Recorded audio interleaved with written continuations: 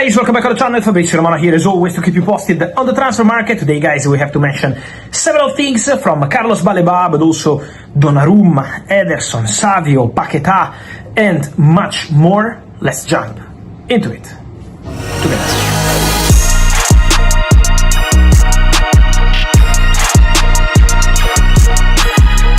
And so here we are, guys, as always, with all the updates, as always, with all the latest on the market. And today, guys, let me start by the latest news also regarding Manchester City, because James Paquetà is going to Nottingham Forest, Jack Grealish went to Everton, but also Rico Lewis could be on his way out of Manchester City very, very soon. Yes, because Rico Lewis is in negotiations with Nottingham Forest. The player is keen on the move, is open to making his move to Forest. Forest are in negotiations with Manchester City. First bid already sent, around 25 million euros plus add-ons. City want more, so there is still no agreement club to club, but negotiations ongoing for Rico Lewis, who could be the next player to leave Manchester City in this summer transfer window, and for sure one to watch because City are very active on the market, and this is going to be an interesting situation to follow. I also wanted to mention another case, and it's the one of Lucas Paquetà. After difficult 24 months, but now clear of all the accusations, absolutely free to do whatever he wants, Lucas Paquetà is considering his options to leave West Ham in this final 2 weeks or so of the summer transfer window. Yes, Paquetà is assessing all the opportunities, all these options. Why? Because according to my information, Lucas Paquetà, after many years, also London, West Ham, always the same environment, wants to try a fresh challenge. So keep an eye on Paquetà, who could be one of the names for these final weeks of the window.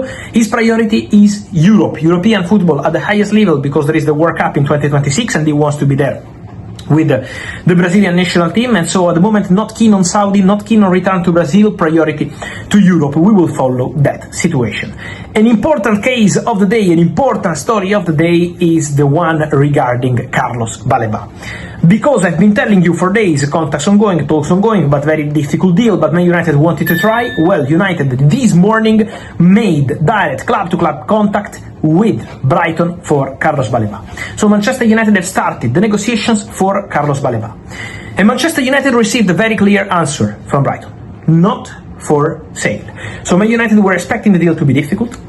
Man United were expecting the deal to be very complicated for Carlos Baleba, but they found not a wall, more than this. More than this, because Brighton don't want to sell the player, because Brighton consider Baleba as an absolutely crucial part of their project, and this is also why the coach, Fabian Hürzeler, in the recent hours was quite clear on the case, on the situation, by mentioning how he was very confident to keep Baleba at the club. And also important to say on Carlos Baleba how the player is keen on the move to Manchester United, is attracted by Manchester United project, even without European football, even without Champions League football, even in a difficult moment of the history of Manchester United, Baleba is keen on that opportunity. But Baleba never told Brighton, I want to leave, I'm going to force the move. Baleba is still happy at Brighton, while he wants to go to Manchester United, but he's not destroying his relationship with Brighton. At least this is the situation as of today. And so Manchester United made this contact with Brighton, but the answer was no, the player is not for sale. Man United tried to understand if there was a number to reach in order to try to negotiate with Brighton, 100, 110, 120 million pounds, whatever. The answer from Brighton was no number. The player is not for sale. So that's the answer, that's the position, and obviously now for Manchester United it's probably going to be the case to explore different options on the market, to go for different midfielders. I can tell you that the appreciation of Manchester United for Baleba is not finishing here.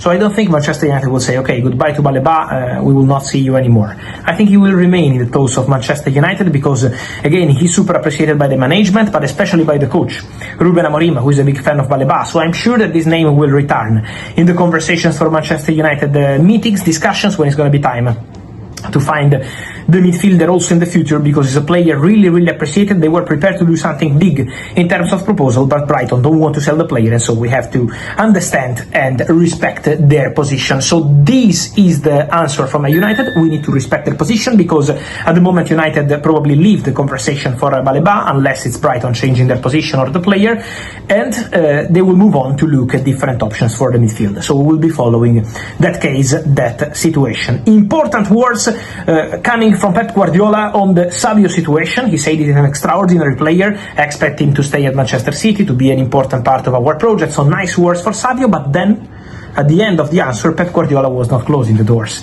to the situation of Savio. He always said it's the player deciding. So no one asked to leave Manchester City this summer, no one went to his office to say, okay, I want to go, I want to leave, but Pep also made to understand that in case it's the player who wants to go, we have to follow the situation. Tottenham remain interested in Savio. Tottenham know that the agents of Savio are in Europe, are in England, are in London to have conversations.